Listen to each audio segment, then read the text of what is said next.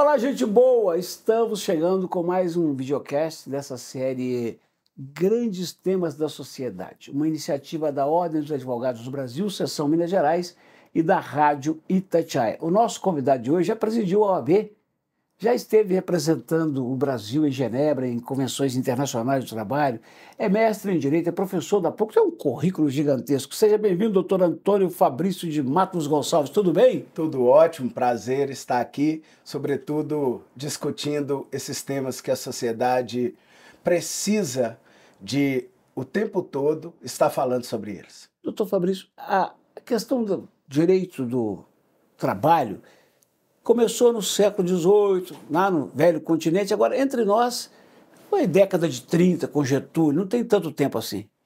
Sim, é muito bom falar disso, Eduardo, porque, primeiro que tem duas coisas que eu acho que são importantes de contar.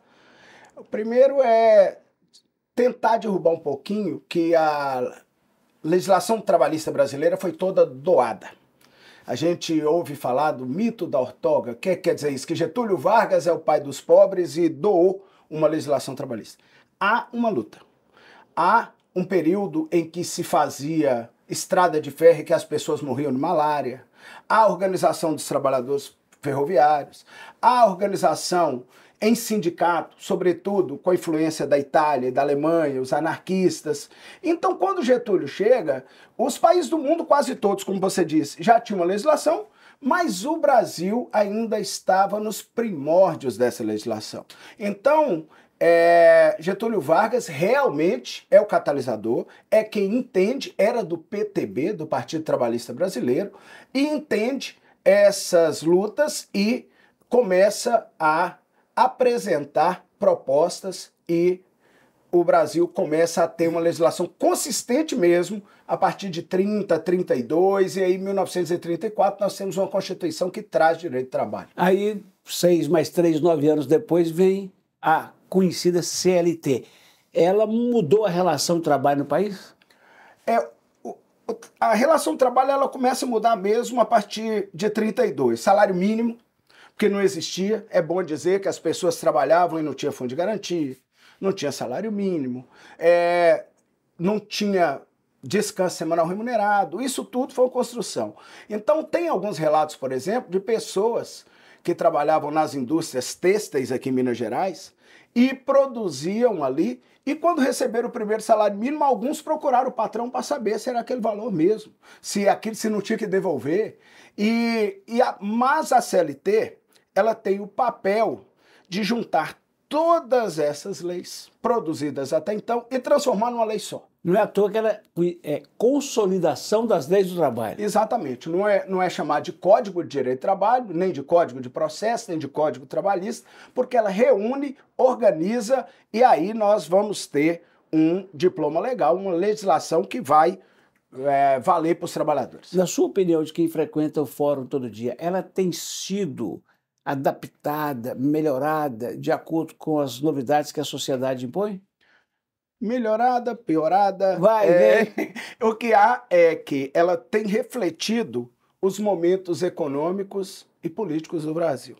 Nós podemos ver, em alguns momentos, aumenta o direito dos trabalhadores, em alguns momentos, como por exemplo no governo Fernando Henrique, há uma chamada flexibilização, depois nós vamos para o governo Temer, e aí, em 2017, vem a reforma trabalhista. Sim. E aí foi a maior alteração que a CLT já sofreu. E agora nós estamos vivendo um período de assentamento das questões que foram trazidas na reforma. Vamos esclarecer uma coisinha tão simples, mas que confunde tanta gente, a diferença entre Ministério do Emprego e Trabalho para Justiça do Trabalho. Ah, isso é muito bom falar. Porque às vezes as pessoas falam assim, eu vou levar meu patrão no Ministério, né?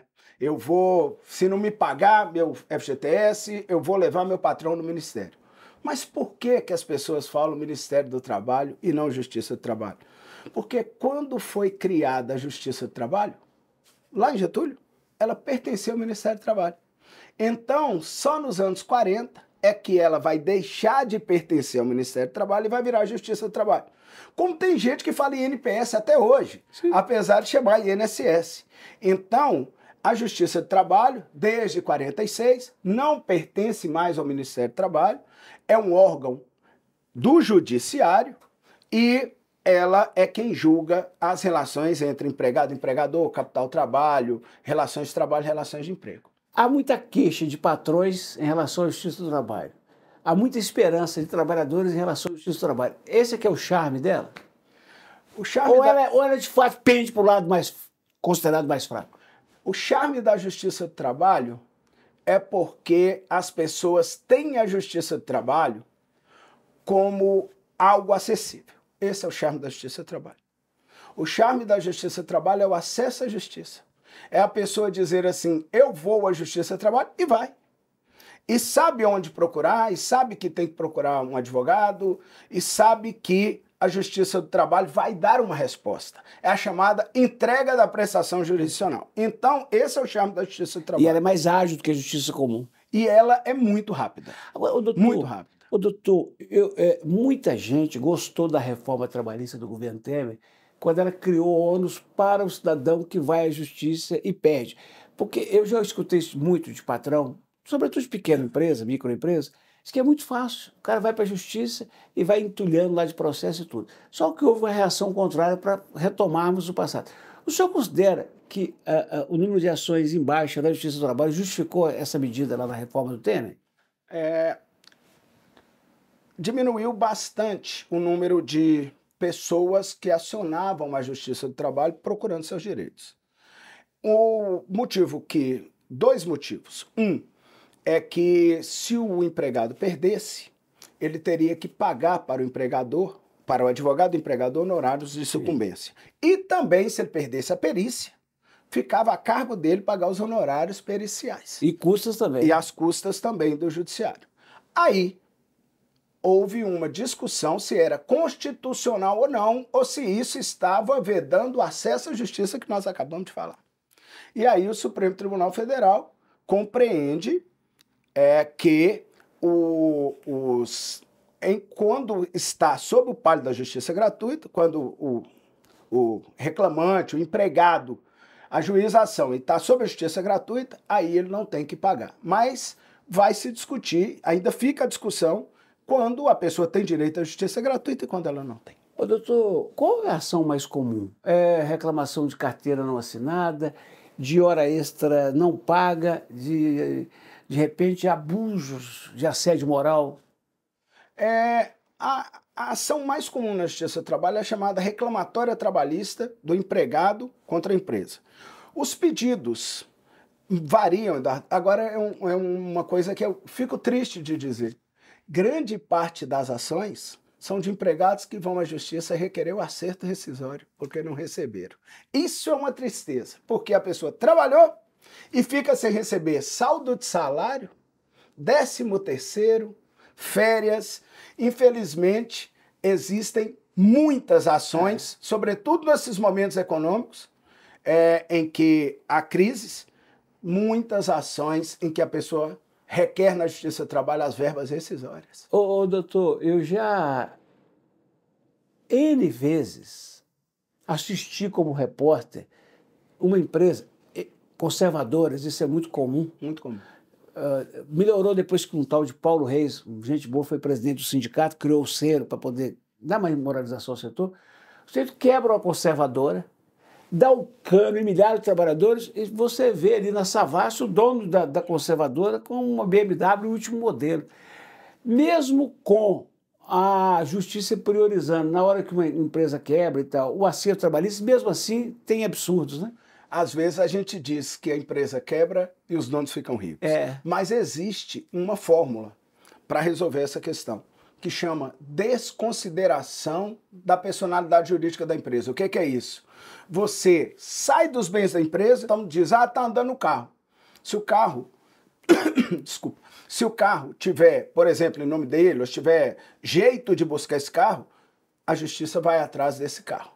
Então, a Justiça do Trabalho também tem esse espaço e essas ferramentas de buscar carro, de buscar valores, de fazer bloqueio em conta, o que torna ela mais ágil na execução, como você trouxe aqui. Antes que eu me esqueça, o Supremo estava para julgar essa questão de cair aquela mudança da reforma, para o cidadão não ter que pagar as contas todas se ele for à justiça e perder. Isso não foi julgado ainda não, né?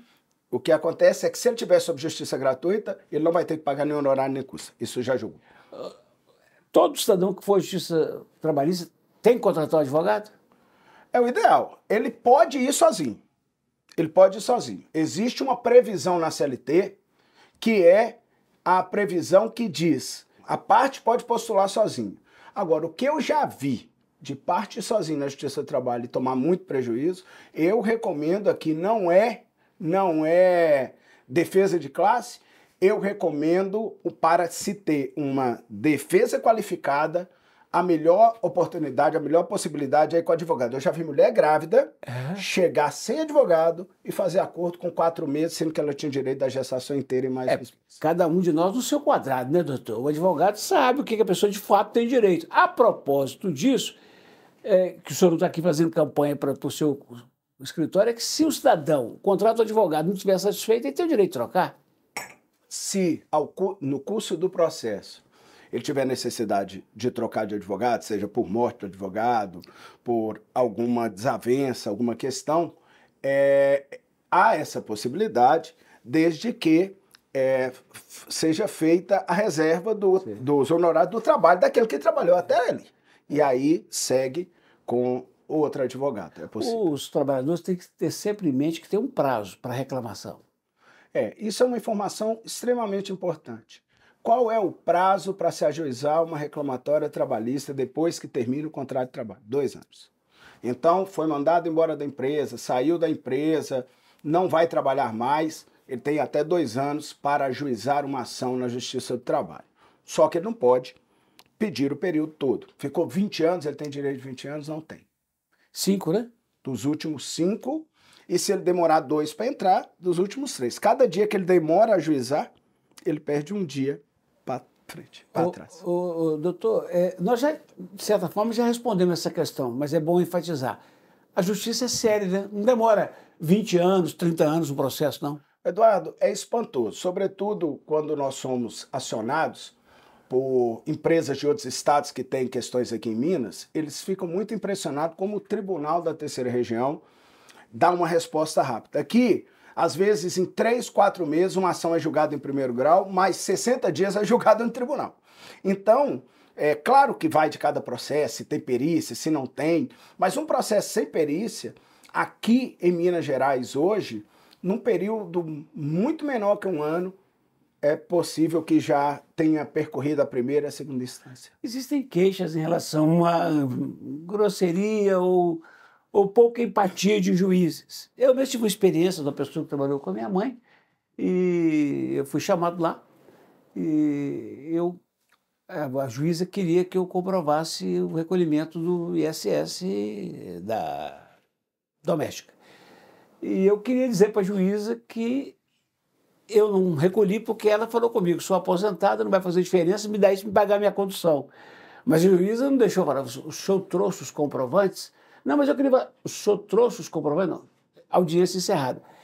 Ela está certa, eu sei que o que vale é o comprovante. Ela está certa em ser assim, direta, curta e franca ou houve exagero?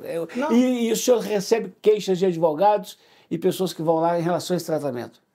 Isso vai variar muito, né? De cada pessoa? De seres humanos mesmo. Mas, de modo geral, os juízes de trabalho, eles acolhem as partes porque eles estão tratando ali normalmente, de valores que dizem respeito a crédito alimentar. Sim. Então, mas de modo geral, o tratamento é urbano e muito... Doutor, a pandemia que, graças a Deus, cedeu, a gente não pode descuidar, tem que vacinar, mas cedeu, ela trouxe a audiência à distância. Vantagens e desvantagens, doutor? Vamos lá. A Justiça do Trabalho leu muito rápido o período da pandemia e continuou funcionando normalmente. Deu uma resposta naquele momento e algumas atividades da Justiça provavelmente vão continuar online. Audiência de conciliação, porque normalmente tem 2 audiências, uma de tentar o acordo até porque quando se criou a Justiça do Trabalho existiam as juntas de conciliação e julgamento, em que se tentava conciliar, e ainda se concilia muito na Justiça do Trabalho. Então, o que acontecia? Acontecia que tinha as audiências. Então, a audiência de conciliação provavelmente vai continuar online, não vejo prejuízo nenhum. A audiência de instrução, aquela que tem prova, que tem que ouvir a testemunha, eu vou preferir que ela seja presencial, porque não vai ter jeito de alguém olhar. Eu parto do suposto que todo mundo é de boa fé, mas aqueles que querem usar de alguns meios de má fé, a audiência online pode facilitar. Então, em audiências de instrução, de prova, de ouvir testemunha, eu entendo que a audiência presencial ela ainda tem seu lugar. Então, tem que ser visto daqui para frente, e isso vai gerar ainda mais ligeireza, ainda mais agilidade da Justiça do Trabalho. Porque, por exemplo, tem um empresário de Sete Lagoas, tem outro de Caetanópolis, tem outro de Santos Dumont, o empregado está lá no Rio, entra ali na primeira audiência, com 10 minutos mata aquilo e vamos tocar a vida, né, doutor? Exato. E aquela história de que se fala muito, e você falou que algumas pessoas reclamam, que o empregado sempre ganha. O empregador que recolhe tudo, que anda bem, dificilmente tem uma reclamatória trabalhista. E quando tem, a chance dele ganhar é muito grande. Então a Justiça do Trabalho tem mantido essa tentativa de equilíbrio de capital-trabalho. Ela cumpre um papel muito importante. E em tempos de PGE, né, processo judicial eletrônico, é muito complicado consultar o andamento de um processo da Justiça do Trabalho? Não. Não, o acesso tem sido muito simples, porque tem uma ferramenta de acesso de terceiros, em que, colocando o número do processo, a pessoa vê o andamento, e isso dá um trabalho danado para nós advogados, né? Porque liga e fala assim, tá concluído, o que aconteceu? E começam a nos demandar. Mas aumenta a transparência e o acesso das partes. O seu avô já é falecido, né? O seu avô? Sim. Como é que era o nome dele? Raimundo Francisco de Matos. Nós temos isso em comum, que eu também tinha um avô Raimundo.